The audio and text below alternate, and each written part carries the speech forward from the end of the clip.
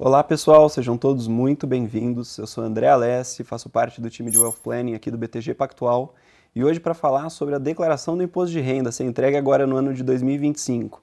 Trouxemos aqui Raul Leite, que é sócio de Wealth Planning do escritório Freitas Leite, e Thiago Marigo, também sócio de tributário do Freitas Leite. Então pessoal, queria primeiro agradecer a gentileza de terem aceitado o nosso convite, a parceria na construção do nosso guia. E acho que vai ser um bate-papo muito rico aqui para os nossos ouvintes. Obrigado, André, pelo convite. É um prazer estar aqui com vocês hoje para discutir esse tema que é tão importante e tão urgente, né? Tem o prazo aí que está correndo. E vamos, então, procurar hoje dar uma visão abrangente sobre o tema, acrescendo ao que já pode ser consultado no guia, né, que foi disponibilizado aí nas plataformas do banco. Obrigado, André. Agradeço também aqui o convite. Vai ser um prazer discutir aqui um pouco sobre o imposto de renda desse ano.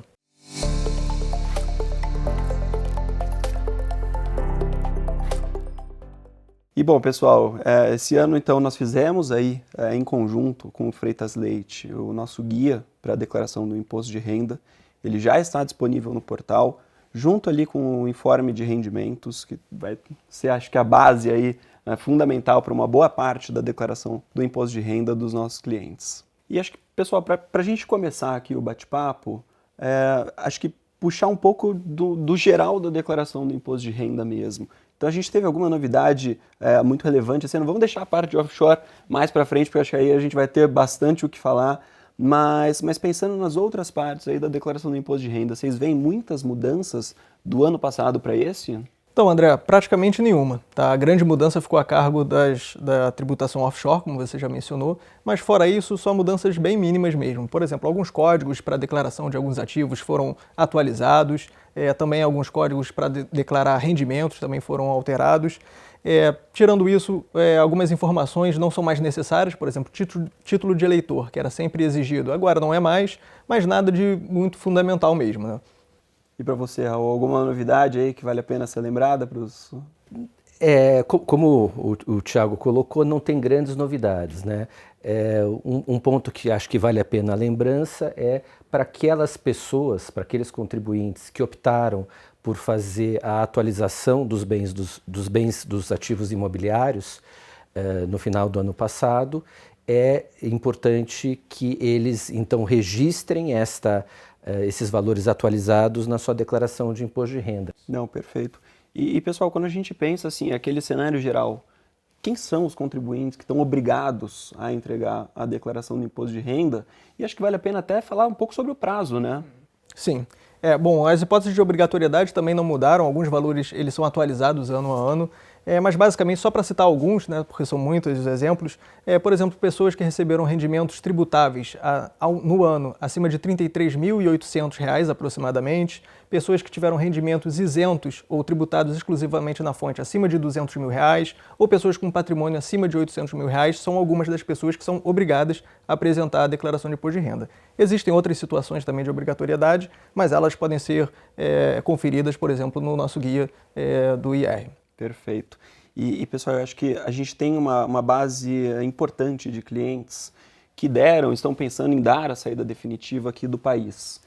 Pensando naquele cliente que saiu do Brasil ali no ano de 2024, ele entrega agora a declaração do imposto de renda? É muito semelhante à própria declaração anual que os brasileiros entregam, com dois aspectos que merecem atenção. A data base, né? Nós todos, quando fazemos as nossas declarações, nós declaramos sempre a fotografia patrimonial no dia 31 de dezembro. Para uma pessoa que fez uma saída definitiva, ele vai retratar a sua situação patrimonial não em 31 de dezembro, mas na data da sua saída. Então, se a pessoa saiu, por exemplo, no dia 1º de agosto, é a fotografia patrimonial do dia 1º de agosto. E é importante mencionar, Raul, que para todas essas hipóteses, o prazo para apresentação da declaração desse ano é no dia 30 de maio. Tá? A gente sempre pensa no final de maio, mas não é no dia 31 porque ele cai num sábado. Então, esse ano, a declaração no dia 30 de maio, uma sexta-feira. E, pessoal, partindo um pouco já agora para a parte da declaração pré-preenchida. Acho que a gente recebe muitos questionamentos sobre isso. Posso confiar no que está ali no programa?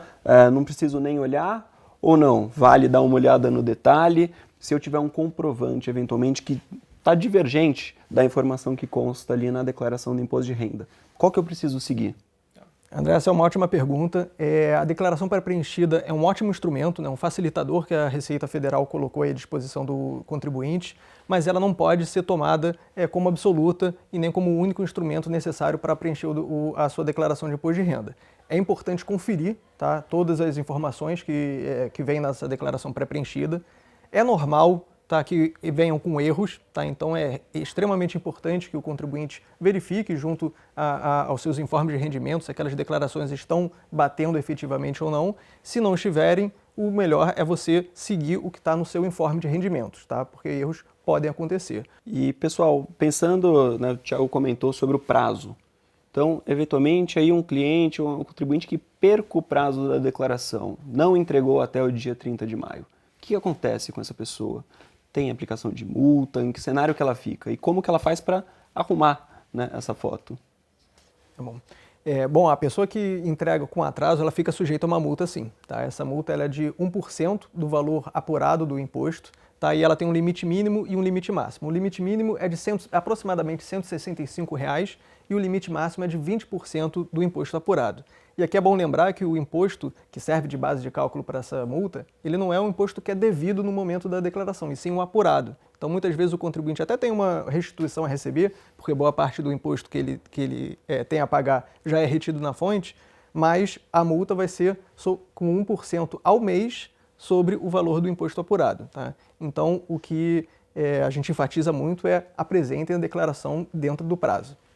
Eu acho que, quer dizer, aí endossando, né, o que o Thiago acabou de colocar, muitas vezes a gente recebe essas perguntas. Olha, eu não recebi os informes, eu não consegui acessar os informes, não estou com a minha declaração completa. O que eu devo fazer? Eu devo entregá-la assim incompleta ou eu aguardo, pago as multas e entrego completa? Não há mal nenhum em fazer a retificação da declaração de imposto de renda. Então, a boa prática e a nossa recomendação, seja pela questão das multas, seja pela questão de uma melhor prática mesmo, entregue a sua declaração dentro do prazo, né? E aí você tem a oportunidade de fazer os ajustes, as retificações nos períodos seguintes. O quanto antes, melhor. Perfeito. E agora entrando um pouco na parte de produtos e dos ativos em si. Acho que um primeiro que sempre gera muita dúvida é a questão da Previdência. Tem o PGBL, tem o VGBL, a gente tem formas diferentes, tanto impactos tributários diferentes no ano a ano para os contribuintes, quanto a própria declaração do imposto de renda.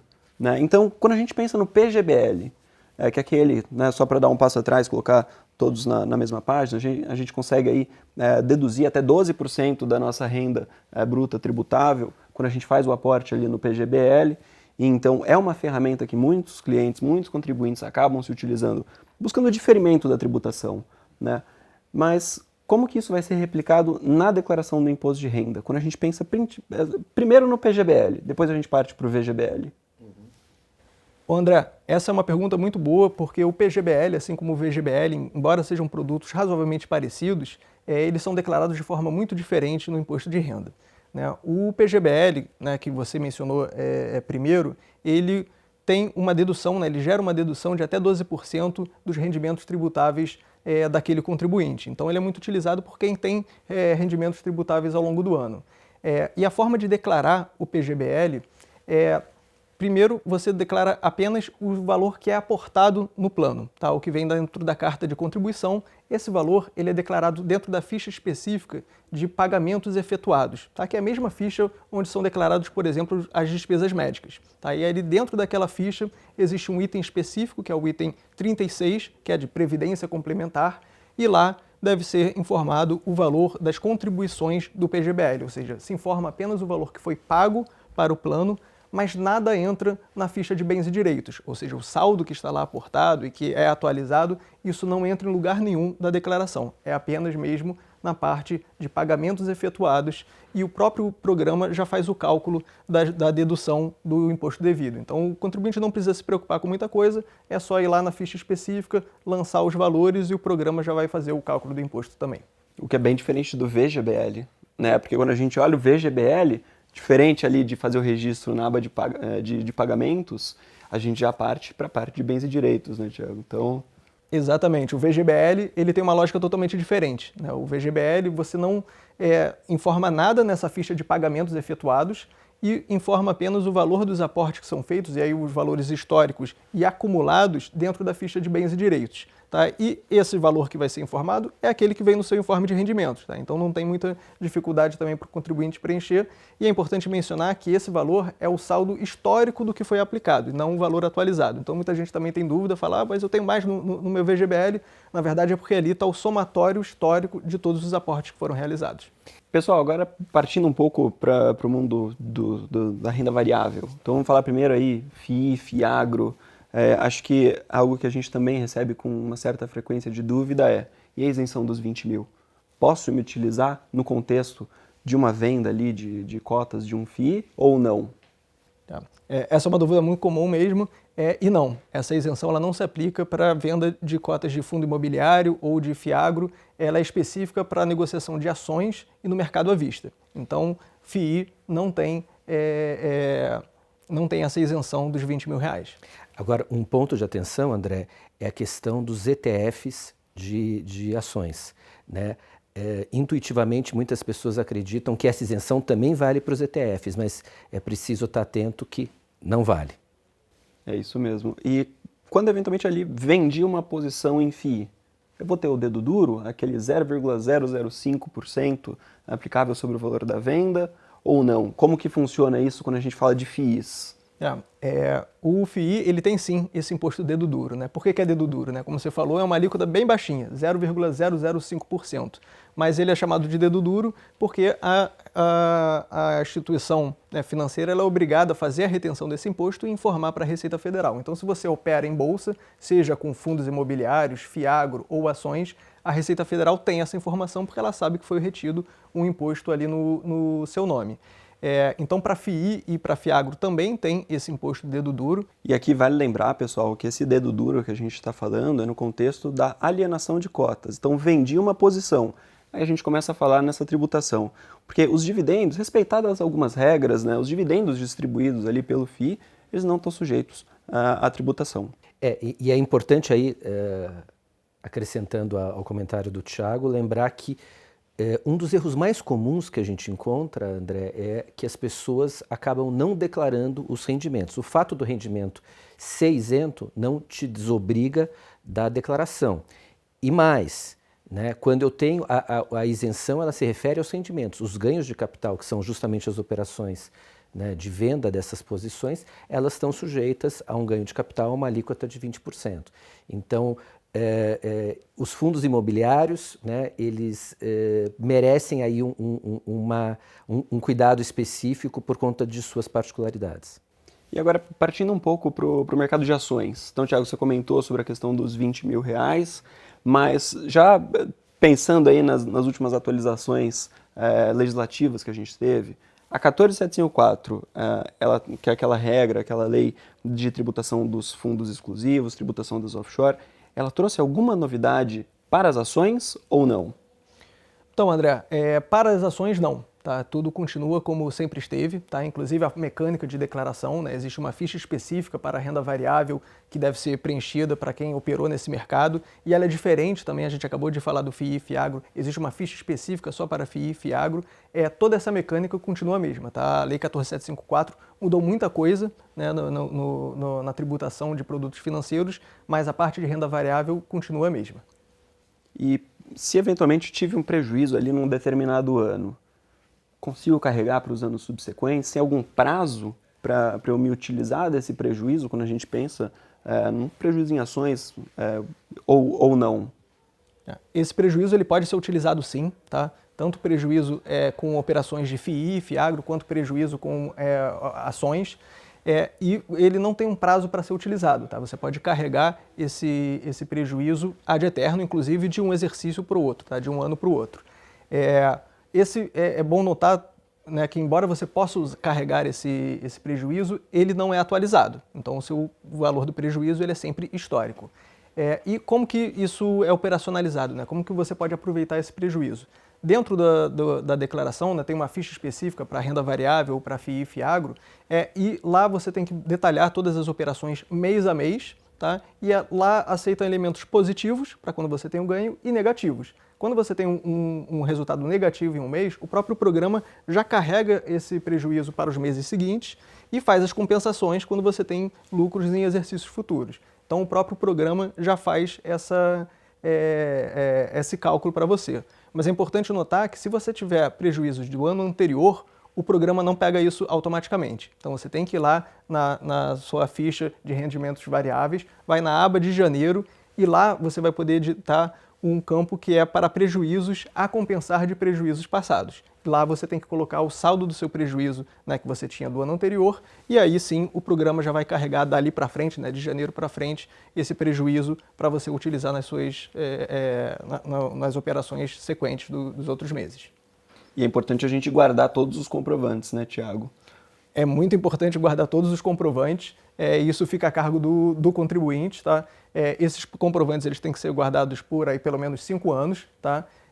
E é muito importante, né, você ter tudo de uma forma organizada, porque o fisco pode solicitar aí algum esclarecimento e é comum fiscalizações para quem opera bastante no mercado de renda variável. E, pessoal, partindo agora para uma parte da renda fixa, acho que um outro questionamento que a gente também recebe muito é sobre agrupamento de ativos. Então eu tenho diversos CRA, CRI, LCA, eu preciso listar um a um, posso agrupar, tem alguma posição que essa é a correta e essa não é a incorreta, ou fico aí a cargo do cliente?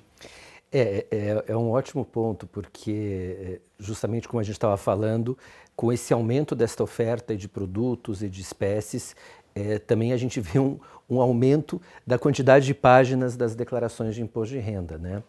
E as pessoas ficam tentadas a fazer esse agrupamento. Aí o fator determinante vai ser a espécie do ativo financeiro que você está tratando, André.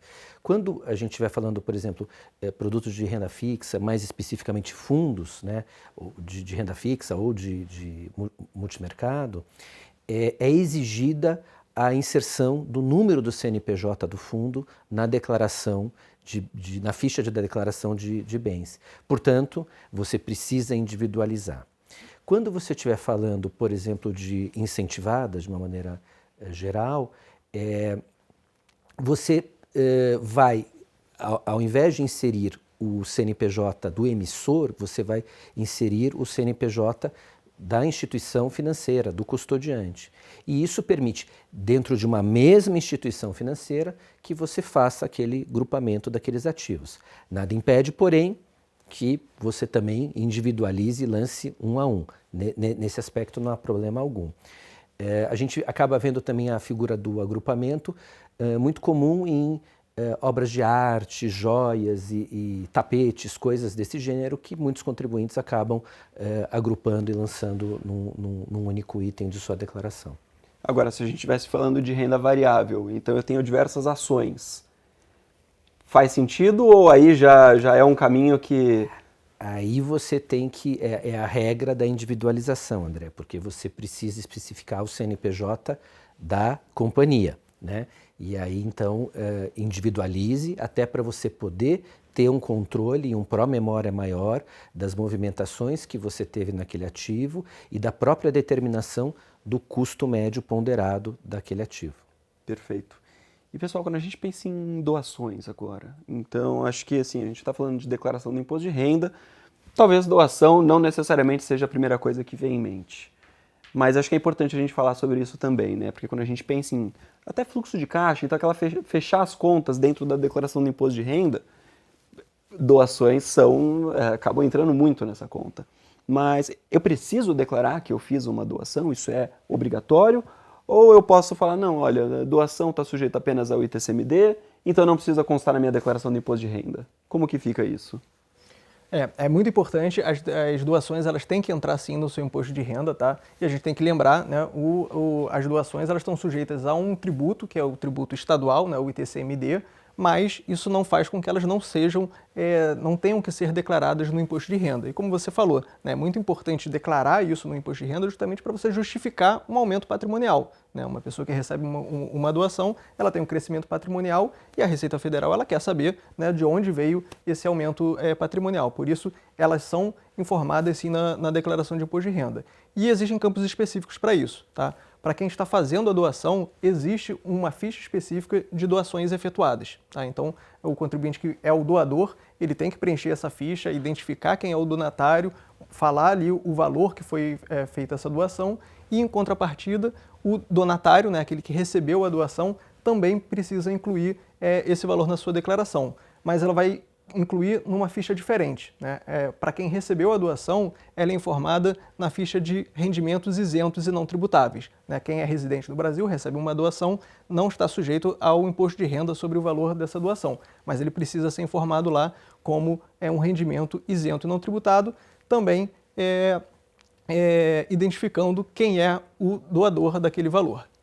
E acho que é importante relembrar, como o Thiago colocou, a gente está falando da declaração de imposto de renda, né? E o imposto que incide sobre as doações é o ITCMD. No entanto, há um convênio entre a Receita Federal e as Secretarias da Fazenda que anualmente disponibiliza esta linha da declaração de imposto de renda para as Secretarias da Fazenda. Então, um determinado contribuinte que faz a declaração da doação para fechar o fluxo de caixa do seu imposto de renda, mas não fez o respectivo recolhimento do ITCMD, vai ter problema, André. Perfeito. E, pessoal, agora falando um pouco sobre imóveis. Então, adquiri ali um determinado imóvel, paguei um valor, passa um período, o imóvel valorizou. Essa valorização vai estar refletida na minha declaração do imposto de renda? Ou então o seguinte, adquiri um imóvel, fiz uma obra, construí alguma coisa, melhorei aquele imóvel, tive um gasto, consigo aí aumentar o meu custo na declaração do imposto de renda referente a esse imóvel? E quais são aí essas melhorias que eu consigo eventualmente, né, incluir na minha declaração do imposto de renda para talvez até aumentar o meu custo? O imóvel ele precisa ser declarado pelo seu custo de aquisição. Não é possível ou não é permitido que você faça uma reavaliação daquele imóvel, exceto se houver em contrapartida o recolhimento do imposto do ganho de capital correspondente. Apesar disso, eu posso sim ir aumentando o custo do meu imóvel com base em benfeitorias ou em melhorias que eu faça naquele imóvel. Não qualquer melhoria. Precisa ser uma melhoria que fique aderente ao imóvel, ou seja, nada que, no caso de uma mudança, por exemplo, eu não possa retirar. Então, tipicamente, obras de reforma civil ou coisas que dizem respeito a algo que fica no imóvel, como, por exemplo, um armário embutido, tudo isso pode levar a um acréscimo dos valores. Agora, decoração e outros itens, imobiliário, esses não entram nessa conta. É muito importante também que o contribuinte ele guarde a documentação. E aí a guarda, infelizmente, não é só por 5 anos, né? Você precisa ter aí um dossiê ou ter uma organização daquelas notas fiscais, daqueles comprovantes, para que no futuro, no momento de alienação, que é quando você vai, digamos assim, tirar proveito desse custo adicional de benfeitorias, você possa, se for provocado, se for questionado pela Receita Federal, apresentá-los. E eu deixei um último ativo aqui para a gente comentar, por último, pelo menos na parte Brasil, porque acho que é um ativo que justamente ele pode ter um caráter híbrido aqui de é um ativo no Brasil, é um ativo no exterior, que são as criptomoedas. E acho que aqui, por que eu deixo isso? Né? Porque justamente a gente tem tratamentos diferentes a depender de como esse ativo ele é caracterizado. Então, se ele é caracterizado como um ativo no país ou como um ativo no exterior. E aí aqui, como que eu faço para declarar? Como que eu faço para saber se meu criptoativo vai ser considerado um ativo no Brasil ou no exterior? Esse ponto é muito importante, porque também é um ponto que está sendo muito visto pela Receita Federal, né? E muita gente não tem esse cuidado de declarar ali corretamente as suas operações com criptomoedas. Como você falou, né? Há uma dificuldade de determinar se aquela criptomoeda está no Brasil ou se está fora, né? Afinal de contas, ela é um ativo virtual. Qual que é a regra que deve ser utilizada? Para pessoas que negociam, tá, em exchanges, que são empresas que são domiciliadas no Brasil, esse ativo é considerado aqui, situado no Brasil. Tá? É importante mencionar sobre a importância dessas informações corretas sobre criptomoedas, que as exchanges brasileiras, ou domiciliadas aqui no Brasil, elas já são obrigadas a fornecer informações para a Receita Federal. Então a Receita Federal ela tem atenção para isso, tem cada vez mais tido ali um olhar minucioso para as negociações de criptomoedas.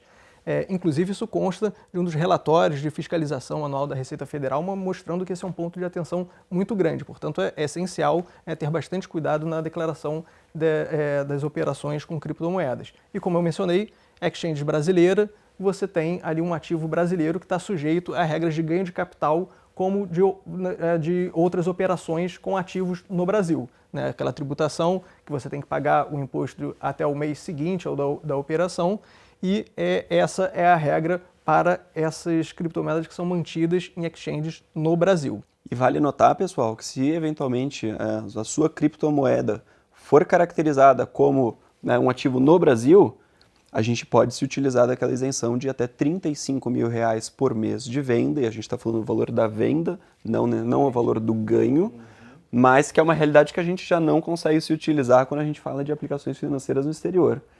E aí, aqui para começar um pouco essa parte, que acho que é um tema que deu muito o que falar, desde 2023.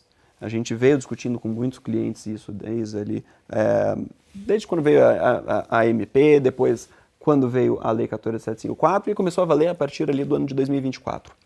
O ponto é que esse ano vai ser o primeiro ano em que o cliente efetivamente vai apurar os resultados com relação às suas aplicações financeiras no exterior, de acordo já com as novas regras.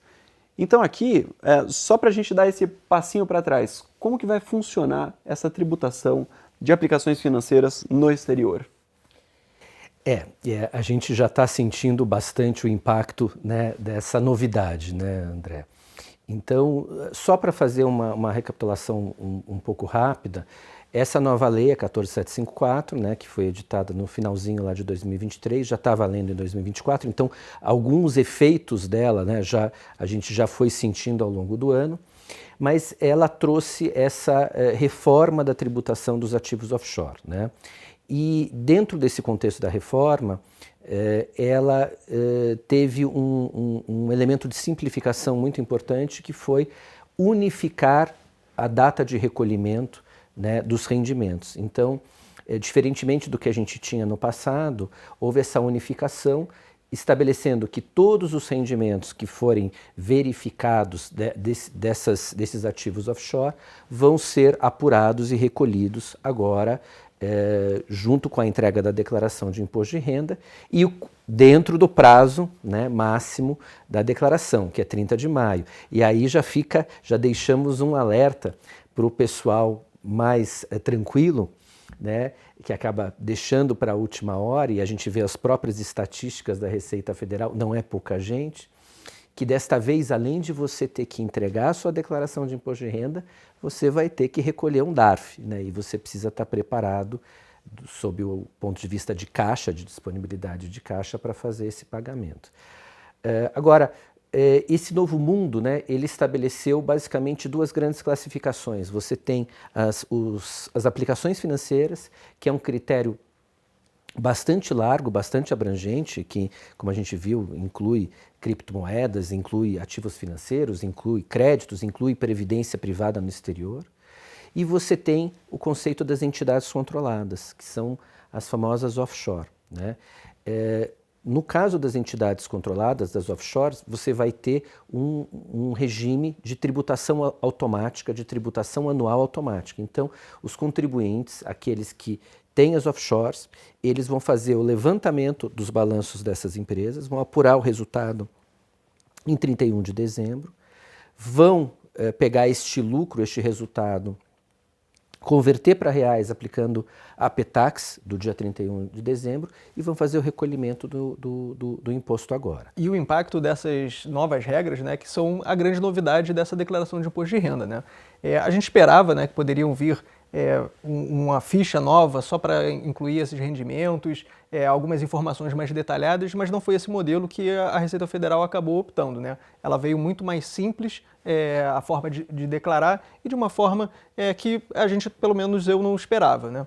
Como que é feita, né, a declaração desses rendimentos? Ele é dentro da ficha de bens e direitos, né? Ou seja, agora a ficha de bens e direitos, além de bens e direitos, é também rendimentos offshore, né? E isso acontece de forma automática, tá? Sempre que você tiver um ativo, que seja ou uma aplicação financeira ou uma participação societária, que você marque o país dela como qualquer outro país que não o Brasil, automaticamente o programa já vai abrir embaixo ali no programa 2 grupos, né, para serem declarados. Um de aplicações financeiras, onde você pode preencher o lucro ou prejuízo, né, o resultado positivo ou negativo na operação com as aplicações financeiras, e o imposto pago eventualmente no exterior sobre essas aplicações.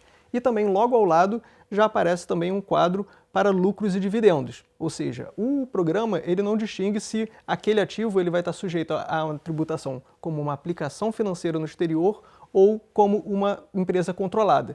Isso por quê? Porque você pode ter uma ação, por exemplo, e o programa não sabe se aquela ação é uma ação negociada em bolsa, que é tratada como uma aplicação financeira, ou se é uma ação de uma offshore que você detém, por exemplo, 100% da participação e vai ser tratada como uma entidade controlada. E isso é importante mencionar que o contribuinte que tem que fazer essa avaliação, se aquilo é uma aplicação financeira ou se aquela é uma entidade controlada, e ela vai ter que preencher só um desses campos, né? Porque ela não pode ser os dois ao mesmo tempo. Então, fica aí a cargo do contribuinte fazer essa avaliação e declarar no campo específico o rendimento de cada tipo de ativo no exterior. E agora, pegando um exemplo prático. Então, eu sou residente fiscal no Brasil, tenho um investimento num fundo no exterior. Esse fundo ele é um perfil accumulation, então ele não distribui rendimentos periodicamente. O que eu preciso incluir na minha declaração do imposto de renda com relação a essa aplicação financeira? Supondo que eu não resgatei e que ela de fato não distribuiu. Sim, e aqui também tomando como premissa que ele não é um fundo controlado. Não né? é um fundo controlado, perfeito. Nesse caso, você não faz nada na sua declaração de imposto de renda, tá? Os ativos ali, mesmo os do exterior, eles são declarados pelo seu valor histórico. Tá? Então, se você não fez nenhuma movimentação, não houve nenhum resgate ou nenhuma nova aplicação, ele vai continuar declarado pelo mesmo valor. Tá? Se também não houve distribuição nenhuma, você também não vai ter nenhum rendimento para declarar aí dentro agora, né, da ficha de bens e direitos. Então, esse ativo ele não vai ter nenhuma transformação com relação a ele.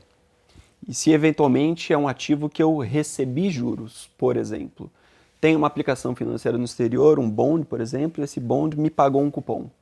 Aí sim eu vou preencher o campo ali do lado esquerdo que você comentou, Thiago? Sim, exatamente. Nesse caso, sendo ele uma aplicação financeira, você tem que ir, né, dentro daquele quadro de aplicações financeiras e preencher ali o lucro ou o prejuízo que você teve com aquele ativo. Então, se você recebeu cupons de juros, você tem que, primeiro, calcular o imposto, e esse é um cálculo que fica a cargo do contribuinte, tá? A cada recebimento de cupom de juros, por exemplo, o contribuinte tem que saber a data exata que aquele valor foi recebido, converter aquele valor para reais na data do seu recebimento, e se foram recebidos mais de um cupom, ele tem que somar tudo e vai informar o valor acumulado dentro dessa ficha de bens e direitos na parte de aplicação financeira. E se houver alguma negociação, né, se ele, por exemplo, vender esse ativo, vai ter duas transformações para ser feita, né? A primeira se foi, por exemplo, uma venda total daquele ativo, né? O ativo em 31 de dezembro, ele não existe mais. Então, você vai zerar aquele ativo no seu imposto de renda. Mas o resultado dessa alienação, ele tem que ser também somado e declarado ali na parte de aplicação financeira, né? Qual foi o lucro ou prejuízo. Importante mencionar que nesse campo de lucro ou prejuízo de aplicações financeiras, você pode incluir tanto elementos positivos, quando o resultado foi positivo, quanto elementos negativos. Ou seja, se você fez uma negociação que te deu prejuízo, você pode declarar lá o valor negativo, porque as regras novas da 14754 elas permitem a compensação né, de ganhos e perdas de ativos financeiros no exterior. Quando você coloca um elemento negativo, a própria declaração já vai fazer essa compensação, já vai colocar todas essas operações dentro, né, de um mesmo demonstrativo. Isso até vira uma ficha, né, uma página da sua declaração, e ele já faz essa compensação automática. Tá? Então é importante mencionar que isso é possível e o programa já faz essa compensação. Isso é bem diferente, né, Raul, com relação às entidades controladas no exterior que a gente trate como opaca. Porque se por um lado, o campo ali do lado esquerdo das aplicações financeiras eu consigo colocar um valor negativo, o do lado direito referente aos lucros e dividendos da minha controlada eu não consigo. Na medida em que algum prejuízo que eu eventualmente tenha em um determinado ano vai ser contabilmente controlado. E aí, como o balanço é o ponto de partida de tudo, é lá onde vai ficar o nosso controle, né? Exatamente. Nada impede que você faça também registros na discriminação do ativo, dizendo, olha, em 2024, registrado prejuízo.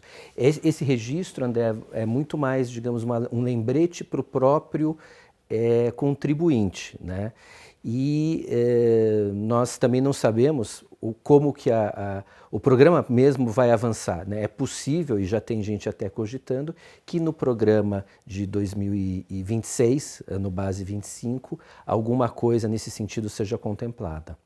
E acho que o último ponto falando sobre offshore é com relação àqueles clientes que optaram pela atualização no ano passado, da ABEX.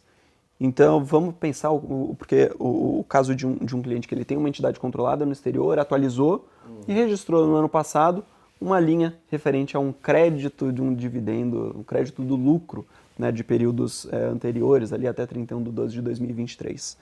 Vamos supor que esse cliente eventualmente tenha distribuído uma parcela desse lucro.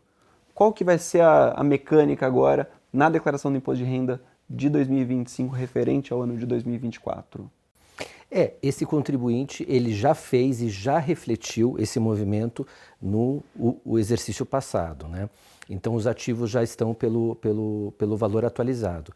A distribuição desses lucros, ela está isenta da variação cambial, então ele simplesmente vai registrar que houve aquela distribuição e vai fazer um lançamento num campo de distribuição isenta, né? Que é o código 99, né, Tiago?